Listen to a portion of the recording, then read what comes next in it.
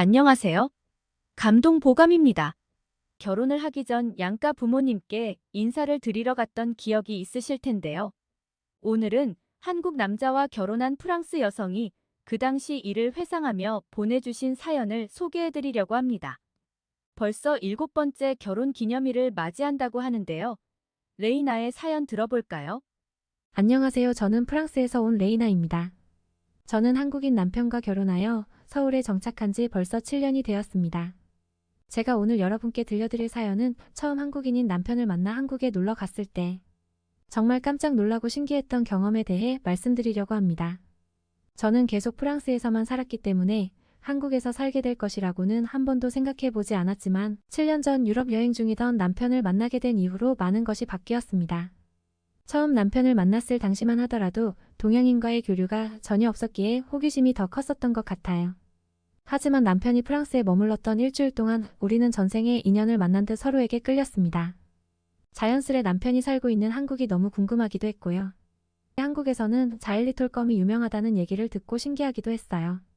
유럽에서는 어르신들이나 가끔 자일리톨껌을 씹을 뿐 대부분 사람들은 잘 모르거든요.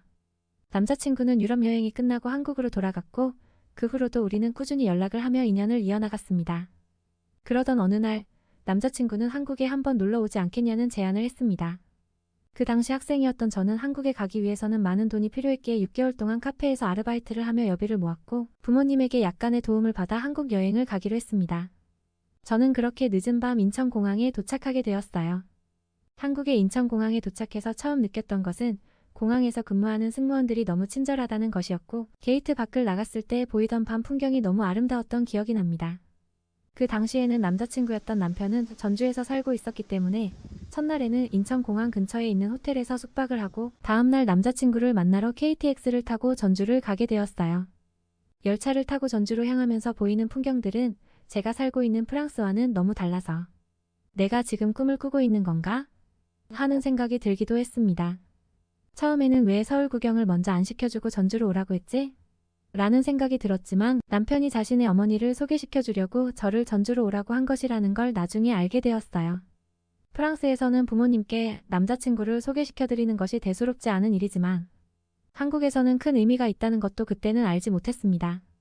그렇게 아무것도 모른 채 전주에 도착해서 남편이 자신의 단골집이라는 식당을 데려갔는데요. 저는 정말 깜짝 놀랐습니다. 단지 한 끼 식사를 하러 갔을 뿐인데 수많은 반찬들과 음식이 나오는 걸 보며 저는 남자친구에게 왜 이렇게 음식을 많이 시킨 거야?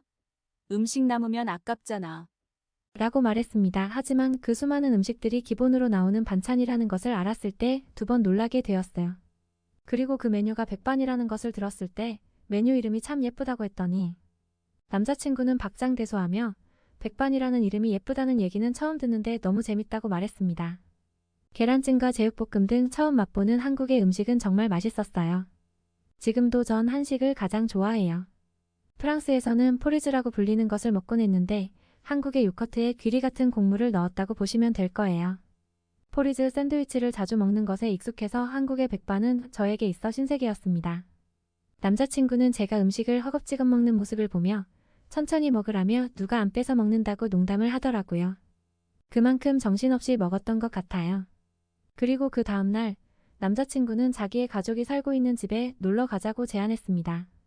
저는 한국의 가정집을 보고 싶기도 했고 남자친구의 부모님도 어떤 분이신지 궁금했기에 흔쾌히 같이 가자고 하고 남자친구 집에 놀러 갔습니다. 제가 초대받은 시간이 딱 저녁 식사 시간이었어요. 아무래도 처음 남자친구의 부모님을 찾아뵙는데 식사 시간에 가면 부담스러워 하실 것 같아 저녁 식사를 마치시면 인사드리러 가겠다고 했습니다. 그랬더니 남자친구는 당연히 같이 가서 밥을 먹어야지. 라고 말하며 저를 집으로 데려갔습니다. 프랑스에서는 친구 집에 약속을 하지 않은 상태로 식사 준비 시간에 가는 것이 예의에 어긋나는 행동이거든요. 그래서 남자친구에게도 그러면 안 되는 거 아니냐고 물었지만 제 남자친구는 신경을 쓰지 않더라고요. 그렇게 갑작스럽게 처음 만난 남자친구의 어머니는 저희 엄마보다 더 엄마 같다고 생각할 정도로 좋은 분이셨고 어머님과 가까운 사이가 되었습니다. 서로 다른 국적이라도 부모 자식 간의 정은 어디서나 똑같다는 느끼게 해줬기 때문이죠. 지금의 시어머니를 처음 만난 날 저를 보면 너무 예쁘다며 제가 불편하지 않게 어떻게든 배려해주고 싶어 하신다는 걸 저는 느꼈습니다. 혹여나 음식이 제 입맛에 안 맞을까봐 노심초사하며 이것저것 먹어보라며 조심스럽게 권유하시는 모습을 보며 참 좋은 분이시라고 생각하기도 했어요. 프랑스에서는 호스트가 파티를 열면 참여하는 사람들이 각자 자신의 음식을 싸와서 먹는 것에 익숙했기 때문에 어떻게 낯선 사람에게 이렇게 친절할 수 있지? 라고 생각했습니다. 하지만 한국 생활에 익숙해질 즈음 많은 한국 사람들은 정이 많고 배려심이 많다는 걸 알게 되었고 어느새 저도 상대방에게 배려하고 친절하게 대하는 것을 보면 문화의 힘이 정말 대단하다고 느꼈어요. 한 번은 결혼하고 나서 오랜만에 프랑스에 가서 친구들을 만나 파티를 했는데 친구들에게 어느 순간 저희 시어머니처럼 이것저것 챙겨주고 있더라고요. 제 친구들은 저에게 레이나 너 왜 그래? 뭐 잘못 먹었어? 라며 당황하더라고요. 이 정도면 저 완전히 한국인 된 거 아닌가요? 사실 이제는 프랑스에 사는 것보다 한국이 더 편하고 포근한 느낌이 들곤 해요. 결혼식을 할 때 프랑스에 사는 가족들과 함께 한국에 온 적이 있었어요.